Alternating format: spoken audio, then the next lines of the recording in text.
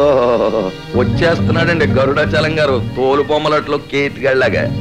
ఎంత ఛాతీర్చు తిరిగేస్తే మాత్రం మన లెవెల్ వస్తుందేట్రా. ఎందుకు వస్తుందండి? సత్తే రాదు. రేయ్ పెద్ద సాహసవీరులాగా వస్తున్నాడు. మనకున్న కత్తి లేదు, కనీసం బాకైనా లేదు వీడికి. రేయ్ మనకున్న పేరు ప్రతిష్టల ముందు వీడు ఎంతరా? అంతేటండి, నథింగ్ అండి బాబు, నథింగ్.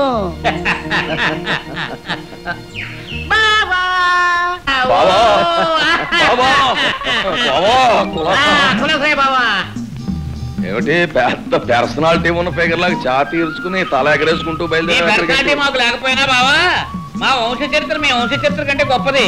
మా చరిత్ర గుర్తుగా కొంపలో కత్తుంది. రే కత్తి కదా కత్తి. కక్కడాలు డోకడాలు ఎందుకు లేవయా?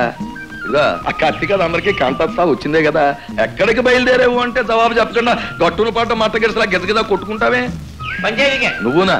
నేనున్నా అంటే ఈవేళ రాముడు గారు నిన్ను తిట్టాడు అంటే రేపు నన్ను కొట్టాడు అన్నమాట.